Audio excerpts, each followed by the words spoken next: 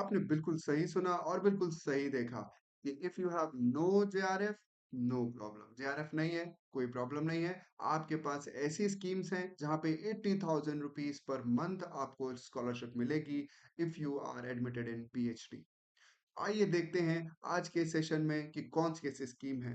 Welcome to my channel crack with Indresh and let's start scholarship scheme for PhD other than JRF. तो अगर आप JRF नहीं हो, JRF qualify नहीं कर पाए या आपकी एज निकल गई, तो भी कोई देरी नहीं हुई है। आपके पास ऐसी स्कीम्स हैं जो गवर्नमेंट प्रोवाइड करती है। जब आप पीएचडी में एडमिट होते हो, तो ये स्कॉलरशिप स्कीम का फायदा उठा सकते हो, जो आपको नॉर्मली नहीं पता होता। तो आप इन स्कीम पे जरूर जाना। आइए सबसे पहली स्कीम है हमारी ICSSR, Indian council of social science research. और ये स्कीम में तो मैंने भी अप्लाई किया था और मैं भी इसका अवॉर्डी हूँ। मान के चलो, अगर आप किसी भी स्कीम खासकर आईसीएसएसआर की स्कीम में अगर आप अवार्ड हो रहे हो, तो इसका मतलब आपका टॉपिक बहुत बेस्ट है, बहुत अच्छा माना जाता है, राइट? तो मैं दिखाता हूँ, देखो। अ, मेरे को भी ये अवॉर्डेड है, राइट? और इसमें आपका क्या होता है, आपको 2 साल के लिए स्कॉलरशिप दी जाती है। एक एक साल के हिसाब से यहाँ पे इंस्टॉलमेंट आते हैं। एक साल में एक्चुअली में 2 इंस्टॉलमेंट आते हैं। उसके बाद आपको हर 6 महीने पे अपनी रिसर्च रिपोर्ट देनी होती है। उसके बाद आपको फिर से नेक्स्ट इंस्टॉलमेंट्स आते हैं, राइट? इसके बारे में मैं थोड़ी सी जानकारी और दे दूंगा। इन्हीं की वेबसाइट पे सीधे-सीधे जाके ये आप देख सकते हो। आप इनकी विज़िट कर सकते हो वेबसाइट भी। यहाँ पे लिखा होगा कि देखो, आप अगर पीएचडी में एडमिट हो तभी आपको मिलेगी। देखो, जो भी आपकी स्कॉलरशिप स्कीम मैं आज बताने वाला हूँ, सब के सब ये हो चाहे और भी कोई हो, सारे के सारे में एक चीज़ कॉमन है कि आपको पीएचडी में जब तक लगा आप पीएचडी में एनरोल्ड नहीं हो, तब तक आप स्कॉलरशिप का कोई बेनिफिट नहीं उठा सकते। और पीएचडी भी आपकी कहाँ से होनी चाहिए? UGC recognised university, deemed to be university, या फिर institute of national importance as defined by MOE and UGC.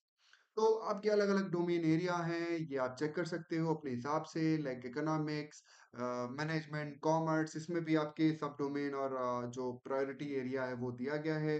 Priority area कभी-कभी चेंजेस होते रहते हैं, हर साल में हमारे बदलते रहते हैं। ये जो स्कीम है, ये आपके साल में एक बार आती है।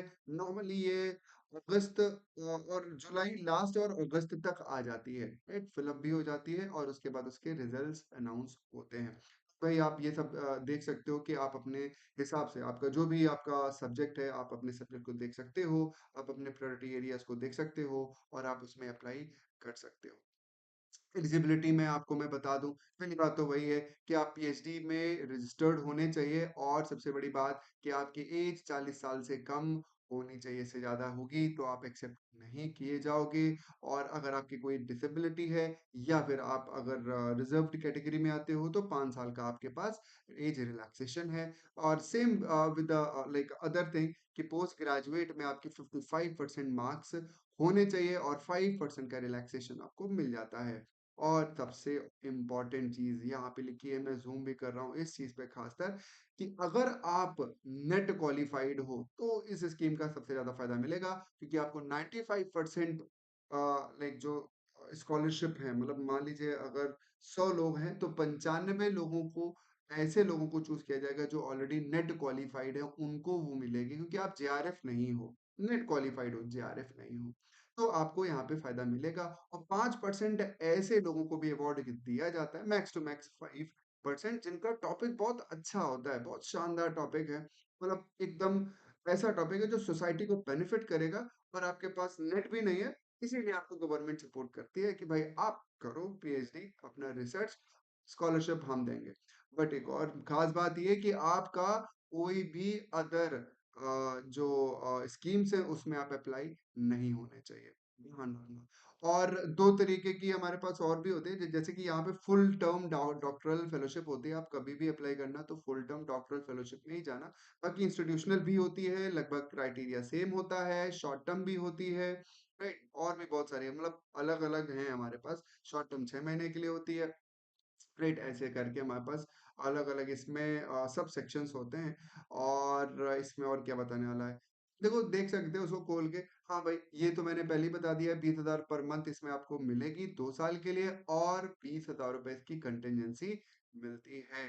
थोड़ा-सा अब मैं इस पे आता हूँ, आप लोगों को दिखाता हूँ। देखो ये तो मैंने आपको दिखा ही दिया है, राइट? थोड़ा-सा और ये कि भई ये जो सैंक्शन है 2,60,000 का पहले साल के लिए 2 इक्वल इंस्टॉलमेंट्स में आती है, 1,30,000 1,30,000 मतलब अब आप कहोगे 1,30,000 कैसे? ये तो 20,000 है। हाँ भाई, 1,20,000 ही आती है प्लस 10,000 जो होती है वो आपकी कंटिंजेंसी होती है।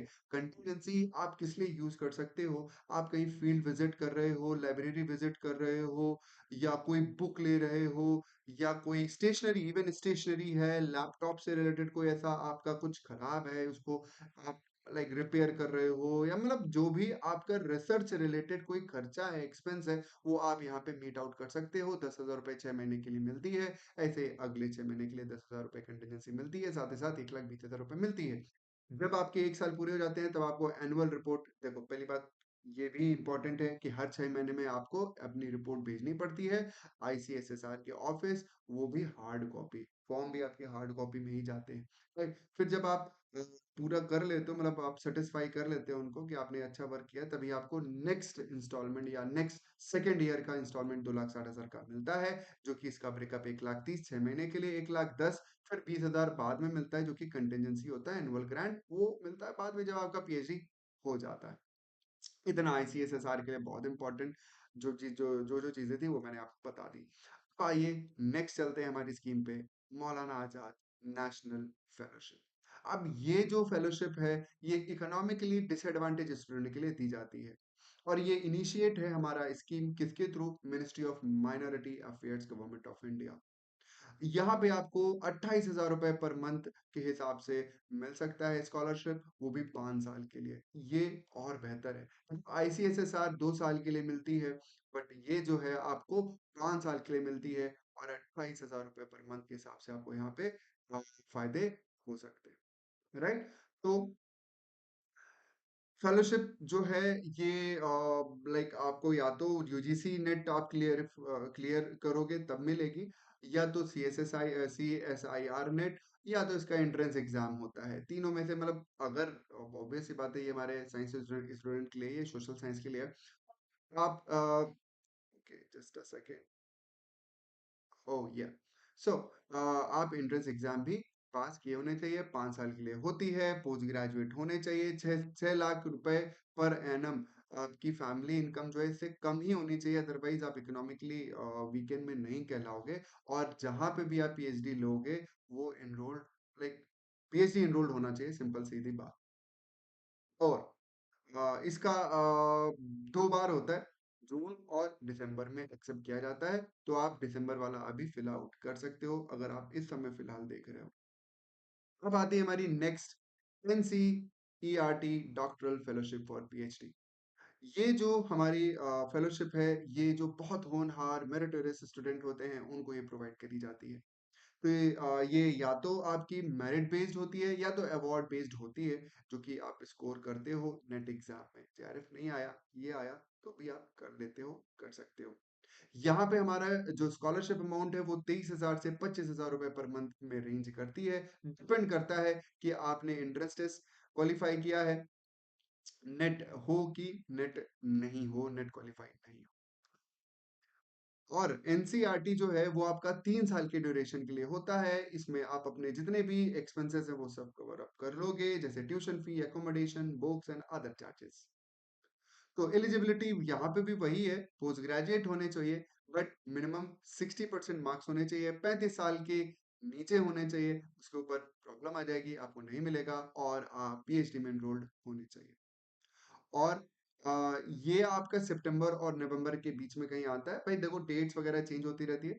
फिलहाल ये जो आपका लाइक मैं वीडियो दे रहा हूँ वो नवंबर के लिए हो सकता है भाई, सितंबर में आ रहा है तो सितंबर या नवंबर के में कहीं आता है, कैन चेक इट आउट। अब आती है हमारी next and very important fellowship, prime minister fellowship for doctoral research. यही है वो स्कॉलरशिप या स्कीम जहाँ पे आपको 80,000 रुपीज तक मिल सकते हैं।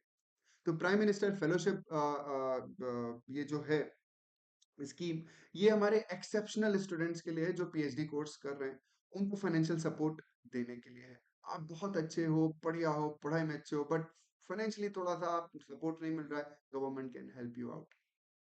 तो ये हमारी सुपरवाइज़्ड होती है मिनिस्ट्री ऑफ एजुकेशन से, जिसको पहले हम लोग एमएचआरडी से जानते थे। यही है वो स्कीम जहाँ पे ₹70,000 पर मंथ आप ले सकते हो पहले साल के लिए, फिर उसके बाद आपका ₹80,000 पर मंथ तक वो इंक्रीज़ हो सकती है।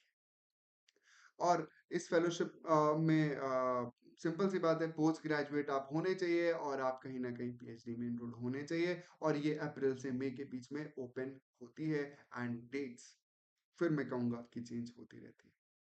तो होपफुली आपको ये वीडियो, ये सेशन आपको बहुत बेनिफिशियल लगा होगा कि क्या करना है, कौन सी स्कीम लेनी है। तो आप लोग एक लाइक हिट ज़रूर करिए, शेयर ज़रूर करिए, एंड सब्सक्राइब करने में क्या ही जा रहा है। देखो, बहुत सारी ऐसी अच्छी-अच्छी वीडियोज़ बनाते रहूँगा, देता रहूँगा, और एक कोर्स भी लेके आऊँगा, जो लोग नेट और जेआरएफ के लिए प्रिपेयर कर रहे हैं।